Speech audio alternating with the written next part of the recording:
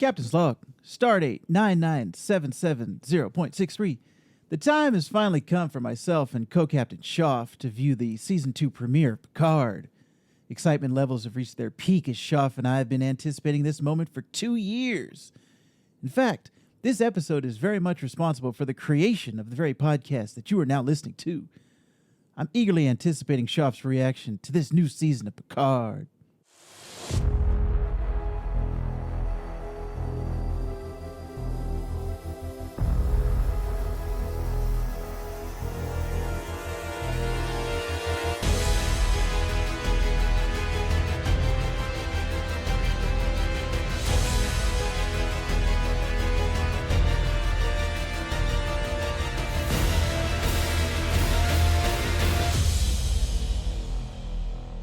All right, welcome back to another episode of TREKnological, a Star Trek shakedown.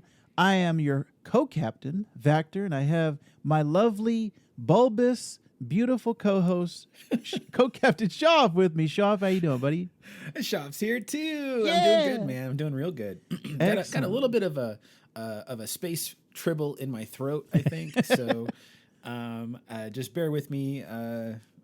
And I should be okay. Should be Nothing okay. a little Earl Grey won't fix for you. That's right. Shoff. I do. Yeah, I need some Earl Grey hot. I was going to say Earl Grey Shoff, but we'll make it hot for this show. But yeah, thank you very much for joining us, listeners, on our second episode. If you tuned into the first episode, thank you very much. We are part of the Geek, So to Speak network, just in case you didn't know. That is a lovely podcast network that has a ton of shows for you to consume. And we'll talk all about that at the end of this episode. But for now, we want to let everybody know you can always subscribe, give us a review in Apple Podcasts, Spotify, or my favorite is Pocket Cast. Shoff, I don't know, is Apple Podcast your podcatcher of choice? I feel like I use Apple Podcasts more than anything else. Yeah. Nice. Yeah, I like the flexibility of Pocket Cast. But no matter what you're listening to us on, right now you are listening to us on something. So whether it's YouTube or Spotify, Pocket Cast, whatever it is, just give us whatever the equivalent of a thumbs up is on that platform, and we will continue to bring you all of our thoughts on this season of Picard. Before we get into our first review, Shoff, of the season, let's talk about just a little bit of Star Trek birthdays and anniversaries that we had this past week. Actually, these past 2 weeks. First, the one and only Spock himself, Leonard Nimoy, passed away on February 27th, 2015. So not too long ago, at the grand old age of 83. So social media had some nice outpourings of love for the great actor. Actually didn't even realize, it's been that long since he passed away. I feel like he just passed recently. It really does feel like that. 7 years seems to have gone by in a snap. Yes. So yeah, I actually just remember like the Kelvin movies, when he was in them. And it was like, oh yeah, it just felt like I just saw him recently. But yeah, that was a sad passing. But every year on February 27th, we will remember that great Vulcan in the sky. We did have some birthdays as well, including James Doohan, who also passed away at the age of 85. He had a birthday March 3rd, which, as we record this, was yesterday. And Gates McFadden, the wonderful Beverly Crusher herself, had a birthday. I would crush her. Oh, wow. We're going there, Shoff. Wow. March 2nd, she turned the grand old age of 73. Hopefully, maybe we'll get a cameo from her on Picard. Wow. Let me tell you, that would be so great. Ooh, I'd like to see that. Especially where the show is sort of focused on this season. And we'll get more into that. But like, it definitely feels like it would be a great way and a great time to bring Gates McFadden, a.k.a. Dr. Beverly Crusher, back into the fold. So I think we both would like that, Shoff. But yeah, that was all the Trek birthdays that I had this week. Kind of a light news week. I think the main thing was the premiere of Picard itself. And oh, what a premiere it was, Shoff. Sure was. So season 2, episode 1 was entitled The Stargazer. And I could not believe, Shoff, it's been 2 years since the season 1 finale. March of 2020 was when season 1 wrapped up. Dang it. Wow.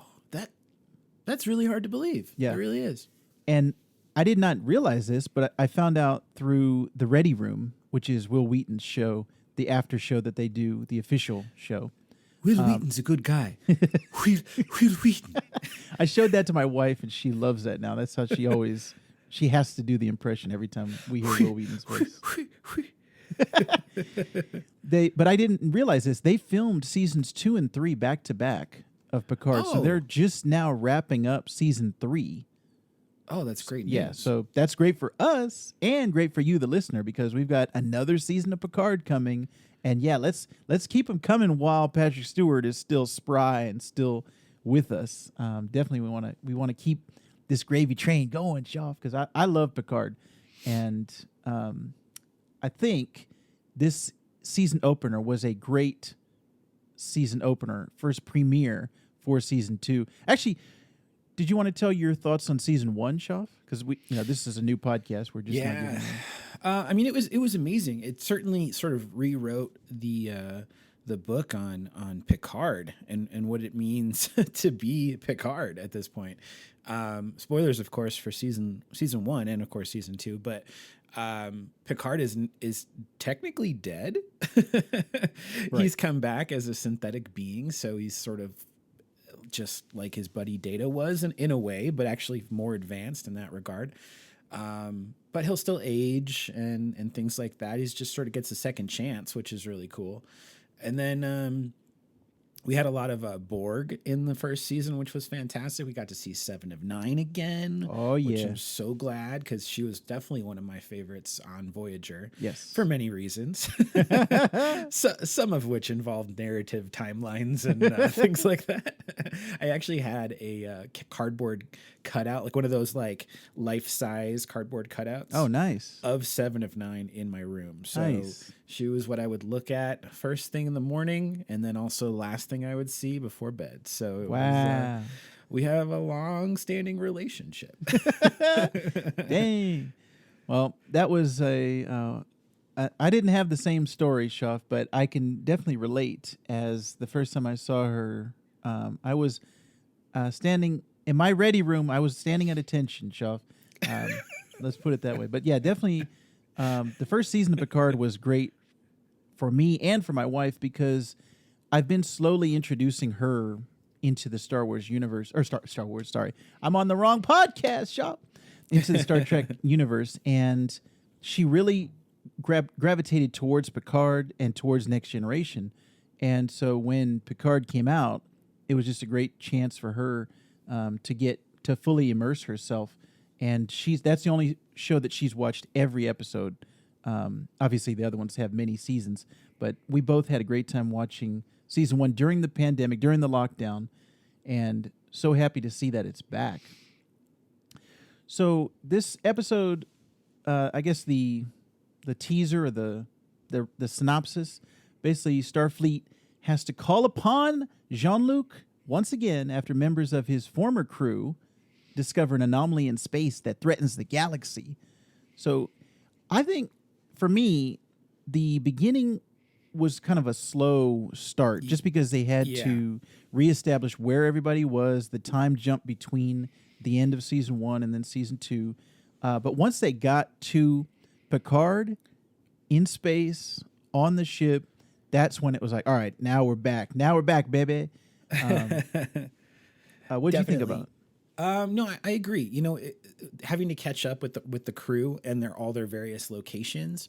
We've got 7 who's now on Rios' ship. Rios is now a captain of a ship within the Starfleet. You've got Soji, the synthetic being. She is now sort of like a synthetic ambassador of sorts, and she's hanging out with Dr. Girardi. And she's got probably the most fun lines, Dr. Girardi, throughout this episode. So she's definitely the comic relief, and she does a really good job of that. I tell you who I kind of could do without is there's 2 characters I'm kind of just whatever about, and that's Raffi and Elnor, I think is his Oh, name. yeah. He's the The fully Romulan. Romulan cadet. Maybe, I don't know. I just haven't seen enough from them yet. But so far, and definitely in this episode, if I didn't have the first season to go off of, I would really be like, these people are nothing characters. They've Right. got no substance. So I kind of hope that there's more going on there. But I got to say, Sir Patrick Stewart he's looking a little old. Yeah, and actually, my wife commented on that too. Even just the voice itself, he's a little bit slower. I think he's taking a little bit more deep breaths and sounds a little bit winded. So that's why I was saying I'm glad that they're shooting season 3 simultaneously because I don't want them to wait 2 years and it's like, oh, goodbye, Mr. Stewart, Sir Stewart's not here anymore. So yeah, I noticed that, especially because, again, when I was watching the Ready Room, which is I think it's a really good recap and kind of an extra bonus feature for anybody who's into Picard and things. If you're listening to a Star Trek podcast, then you'll probably like that Ready Room. But they showed clips of him from Next Generation and juxtaposed it to clips of Picard. And it's like, wow, you really see the difference there when it's in your memory of, oh, yeah, I remember what he looked like 20 years ago. But when it's showing you clips back to back, you're like, whoa, he's really aged. Same thing with Whoopi Goldberg for Guinan. And it's something that, you always, I think that's the way that technology is going to start to go. And we saw this with Mandalorian with Luke Skywalker. I think we're going to start to see more digital recreations and things to make these actors last a little bit longer. And we've even saw it with Patrick Stewart on the X-Men franchise. He was one of the first actors that I remember having that digital recreation and restoration. That's true. He did. I'm not 100% sure but I've watched this episode twice, and it does seem like at the end when Q finally shows up. Oh, right. The first appearance of Q, it looks a little bit like he's been de-aged. Yeah, as well. I think so. Yeah, and that was a cool effect because he's an ageless being. So you like it makes sense for the character. Yeah, it's a good way for them to explain it too, with Q, and then also with Guinan being an Elorian. She's like, I can choose to be, to age slowly, or I can try to keep up with the humans. Yeah. What I thought was funny about her explaining that she was keeping up with humans is that she was also then explaining away her gaining a bunch of weight too. Oh yeah. She's like, I just try to blend in, so I decided to eat a bunch of ice cream. Yeah, that's definitely, I thought that was a cute way of explaining real life happens to these actors. But yeah, that definitely, I think is going to be something that we see more and more going forward. Unfortunately, time comes for all of us. But yeah, true. It's great to see these actors, back because we have such affection for them versus the crew, like you said, with Rafi and Elnor. All you have in this episode is what you brought with you from season 1. So if you didn't like them in season 1, this episode is not going to do anything to change it. Like you said, there wasn't anything, specifically in this episode. They kind of got put on the back burner. Once they got introduced, then it was like, all right, goodbye. We're following Picard now. I almost felt like we should have been doing that the whole show. The whole episode should have been just Picard, because I don't really find a lot of, like you said, besides 7 of 9, I don't really find a lot of the new characters to be that interesting. Well, you bring up a great point, and this is something I've been kind of noticing about the newer Star Trek shows. And this is definitely not the case with Voyager, Deep Space Nine, Next Generation, original series, any of like the main heavy hitters, even Enterprise. I feel like I could probably maybe name the crew members, but those previous shows were so great about giving every crew member enough screen time to where you could really get to know these people. And sort of like, when you think of Next Generation, like you could name all of them. I could easily name all of them. But if someone were to tell me, okay, without looking at any cast list, name the entire crew of Star Trek Discovery, I would struggle. Yeah. And I'm a big fan of Star Trek, but they just don't do a great job of of identifying people. They don't call them by their names very often. They're kind of just like, okay, what do we got? And like they just start talking. And so there's a lot less identity to the character. And so that for the audience, then we have a difficult time grabbing onto them and becoming invested in them as well. So I think like newer series are really struggling with that. And I don't know why it is that way, but I know that I am really having a tough time remembering characters' names on these newer shows. So do you think it's the episode count? Because, you know, especially with Picard is only 10 episodes. The older ones are like 20 to 26 episode seasons. True. Do you think it's just more time? With Discovery, it's kind of like a middle ground. It's like 13 to 14 around 13 to 15, I should say, with each of the seasons. Do you think it's just more time with the characters, or do you think it's the characters themselves are not as memorable? I think maybe it's both. I think it's both because, yeah, these characters aren't given enough time to expand on, so we don't really have any reason to remember them. And then as well, there's just not enough time anyways, based on whatever plot they're doing. And you know what? Maybe it's also because shows, especially Star Trek shows nowadays, they're not episodic. They're serialized. Yes. So it's not like you can have an episode focused on one character one week and then focus on another character another week and what's going on with their lives. It's about an overarching storyline, and you have to keep to that. And then everyone else sort of takes a back seat. And unless they fit into that, they kind of get sidelined. So I don't know. Like, for instance, like the main stuff was happening on Picard's ship at the end, the updated refit, the Stargazer, and which is now Rios' ship.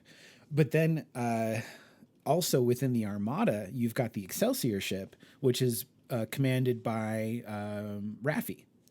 And Elnor is on that ship with her. So, like, they got to kind of put on the back seat as well. It wasn't even about them. They were on the view screen for like a brief second, and only Raffi was.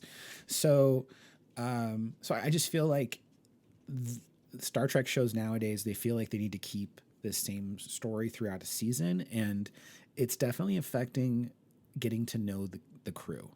Yeah. I think the personality of Sir Patrick Stewart is what's bringing it through for me, and with the characters that we saw from previous seasons, you know, Data in the last season, but this one in particular, the second half, like I said, is what really captured my attention and really got going, because you had watched it before me and you said kind of like, oh, that's a way to start a season. You know, that's kind of like an action-packed. And in the beginning, I was like, I don't know what Schaff was talking about. This is kind of slow. But then as I got into the second half, I was like, oh, yeah, this is what I'm talking about. The Borg Queen coming through in the anomaly. And, you know, we've seen the Borg before. We even saw it in the first season. And we thought the Borg was shut down for good. But this new mystery intrigues me. What is going to happen with this? It seems like a foe that, you know, is insurmountable. They just can't crack shields. They can't do anything against it. And then to have it, what seems to me, and, you know, you watched it twice, it seemed like Picard died, the ship exploded, but Q, through his powers, took Picard out and said, wait a minute, I'm not done with you yet. Was that kind of your take on it? I feel like he, in like the last seconds before self-destruct. Oh, okay, so it didn't actually go off. I don't think it went off. Okay. Yeah. I think he snapped them all away before anything could like officially happen. And I think it wasn't just them, just based on looking at the teaser that followed the end of the episode. It looks like it was more others were affected, including the Borg Queen or something like that. So it was weird to me that the Borg Queen's face was covered. That was like a helmet situation. Right. She looked totally different. I couldn't tell if that meant that she's from like a future timeline or an alternate timeline or something. I couldn't quite tell. Definitely by the end of the episode, we are now in an alternate timeline, the road not taken, and the end point of the road not taken. So from what it sounds like, they haven't even time traveled yet. Like they still need to time travel to the earlier point within this timeline that's now the alternate timeline to fix it so it goes back to what it should be. So now I've gone cross-eyed, Shaw. It actually reminds me of a comic book that I decided to read from Comixology just a couple days ago. Actually, it was a Q storyline written by John Delancey. I may have downloaded this. What was the name of it? I don't have my thing nearby. I want to say it was. Oh shoot! Because I just downloaded a Q book from Comixology. I'll look it up because there's a couple of them out there. One of them's called the Q Conflict or something like that. I'm going to try and get my my iPad going, but we can still talk about this and we can come back to it while it's loading because Comixology is not what it used to be, folks. So and that's a whole nother discussion. Anymore. Yeah. But yeah, I'm intrigued to see what happens. And the setup, it seemed like they're trying to lead us. Now, I actually did not watch the teaser for the next episode because I didn't want to be spoiled. But it seemed like the way that they were setting us up, the Borg Queen is either Picard's mom because she mentioned to him, look up at the stars, or the Borg Queen is using Picard's memories against him. And that's the way I kind of ended up in the long run because actually in that first episode of the Ready Room, Sir Patrick Stewart is the guest, and he was kind of saying this is going to be an overarching storyline where Picard's memories are not what he thinks, and that goes, to memory in real life as well. Just kind of not necessarily an unreliable narrator, but they're not what you thought it was. Basically, your memory of reality is different than the way reality actually, played out. Yes. I did find the story, by the way. Oh yeah. It's called Star Trek: The Next Generation - The Gift. Oh, and it says Q gives Jean-Luc Picard the chance to go back in time to fix one of his biggest mistakes, but the consequences of his actions will create a ripple effect that will threaten the entire Federation. Ooh. Written by Q himself, actor John Delancey, with art by Gordon Purcell and newly painted cover by J.K. Woodward. It is I think it's an all-inclusive story. Like, it's not like a comic book series or anything like that. I read it pretty quickly. The art looked older, so I would say it probably came out in the 90s initially. But it kind of reminded me of what's going on in the storyline right now, of just the idea of Q has sent him back. It's a different version of things, and the outcome is not what Picard wanted. So it's like he has to decide, okay, I need to leave things in the past and accept things for how they are, because the other way around is way worse. So, okay. But definitely the big focus this season of Star Trek Picard seems to be about Picard's heart and romance and the lack thereof. Which is funny to me. I didn't think it was going to go that way. Yeah, I didn't either. That kind of blindsided me. I think it's going to be a split from the, he's looking at the caretaker of his chateau and having the, side glances and, what could have been between us. And they're always kind of missing each other in the episode. I think it's going to be that, the heart and the romance side of it, but also the past and how he grew up, because they show him as a boy. They show the scene of, look up at the stars. Maybe something in his past or in his upbringing has caused him to not love or not have any romantic encounters as much as he thought he did. So I think there's going to be a combination of those things throughout the season, and Q is going to show him that. So I'm excited. Also, we're supposed to be getting the origin of 10 Forward. I guess that was what Patrick Stewart also kind of talked about in that Ready Room episode. So there's some nice things to come on this season of Picard, Schaff. I'm very excited. I enjoyed, like I said, the second half better than the first half. But I think overall it was a good premiere. Oh yeah. I mean, I had a feeling they were going to end the episode with Q. I'm glad they did. I'm glad they ended it on such a cliffhanger of they're not on their typical universe or timeline or whatever. Very excited to see where they go next with it. I got to say though, I don't recall there being much of a romance storyline between Picard and his Romulan friend at the chateau in season 1, right? Because she was with the other Romulan guy who was also part of his staff, and that as they were toasting to him and in his passing, like to me it feels a little forced in this first episode to be like forcing this idea of unrequited love, that they both have like feelings for each other, but they're not doing anything about it. One of them wants to try. Picard is too afraid. You know, this whole thing. It seems just a little bit too much shoehorned into things when you've got an entire history of him and Beverly Crusher.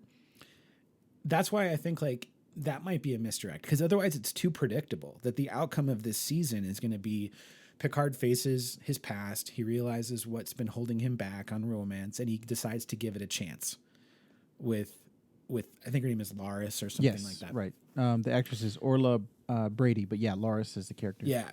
So like that seems a little too predictable an outcome. I think the better choice would be that once he does face his past and realizes that, oh, I am capable of loving, I am capable of letting someone in, that the person he lets in is not Laris, but Crusher, and reaches out to her. That's what I want to see. Yeah. I would not be mad at that, Shuff. So, yeah, that's definitely going to be one to watch as we continue this season of Picard. Any other thoughts, Shuff, before we close out? Well, you were mentioning to me about the Stargazer. Ah, yes.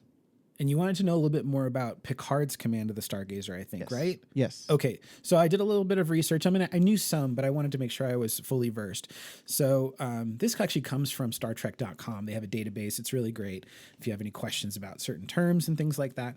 But the Stargazer, the USS Stargazer, is a Constellation-class Federation starship under the command of Jean-Luc Picard from 2333 to 2355. So he was in command for 20 years, during which time he won the Battle of Maxia with a tactic later studied at the Academy as the Picard Maneuver. Picard was assigned as a lieutenant to bridge duty when the Stargazer's captain was killed, and he took command, later rewarded with a permanent captaincy. Now, during a truce mission in Sector 21503 in the 2350s, Cardassian forces severely damaging both the warp engines and the impulse drive, Picard ran with shields down as a sign of peace and escaped. Now, in 2354, he took the Stargazer on a mission to the planet Chalna, and it was near the Maxia Zeta star system that the Stargazer was destroyed. And the attacking ship was later identified as Ferengi. Those dang Ferengis. After the loss of his ship, Picard was cleared of any wrongdoing in the incident as a result of a mandatory court-martial hearing. So, rich history of the Stargazer.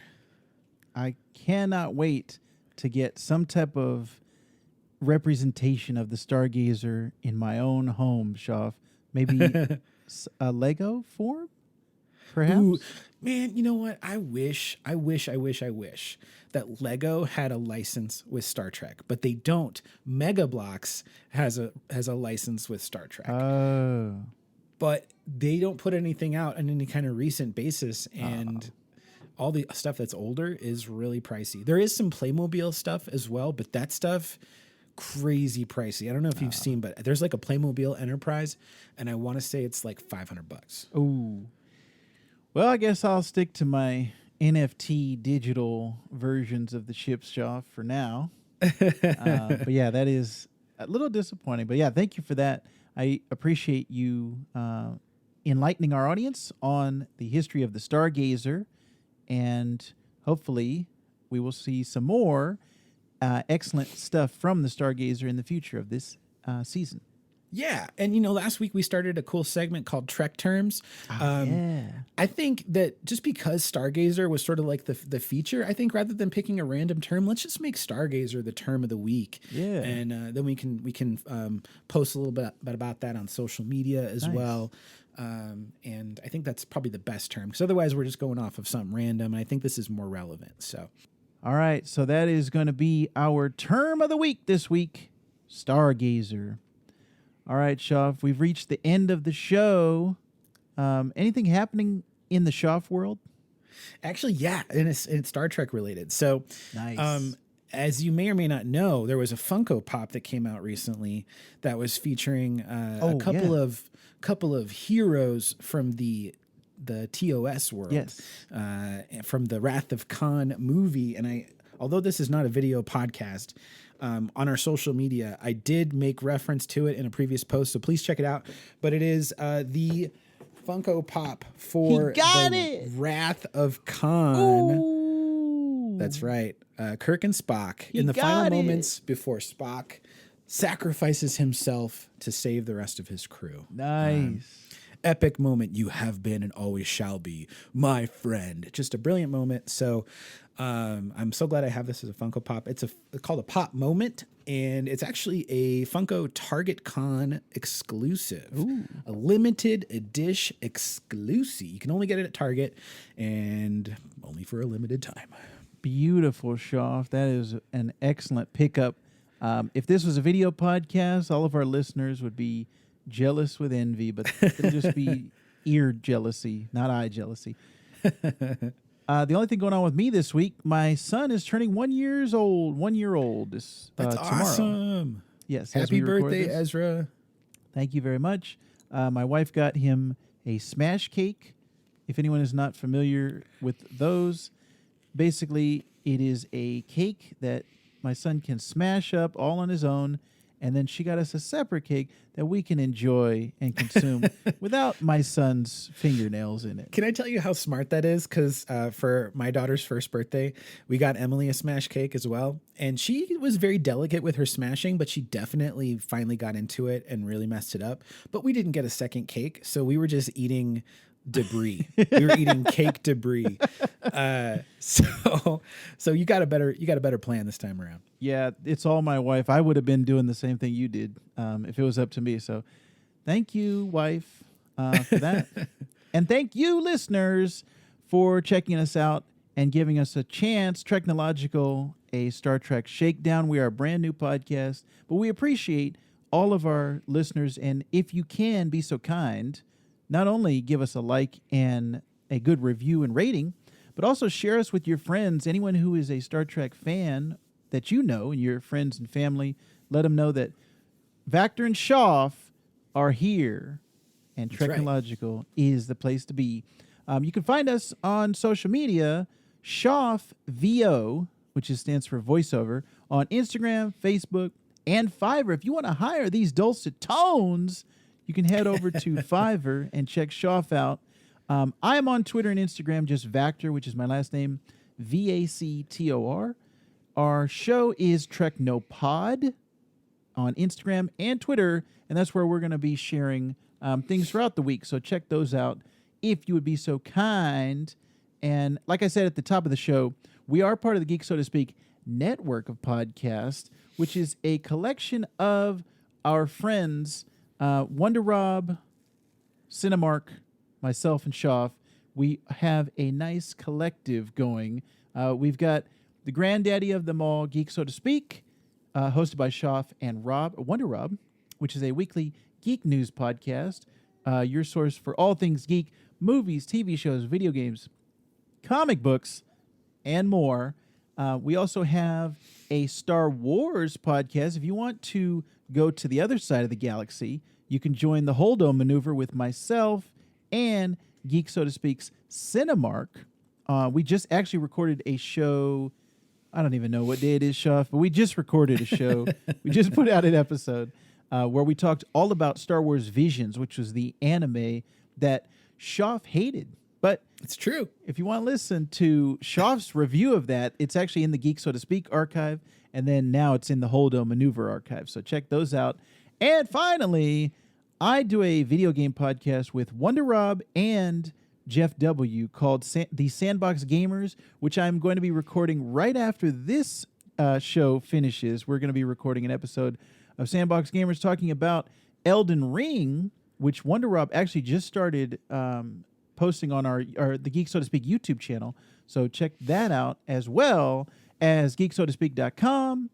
And I think that's it, Shoff. I think I covered everything. I think you covered it. in the Geek So to Speak universe. But definitely, listeners, thank you for joining us. Thank you for being a part of our Star Trek family. I'm very happy that Picard is back, and I'm happy that Shoff is here to give me more Star Trek knowledge.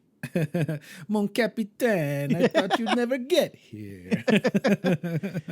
All right, folks. Well, then I guess we will see you next week. We will continue our recap and review of episode 2, season 2 of Star Trek Picard. Don't forget to subscribe. Don't forget to rate, review us, and check out our website, www.geeksotospeak.com /network if you're looking to see the litany of shows that we have for you as well. So any final thoughts, Vector? No, but we do have 2 to beam up, Shaw.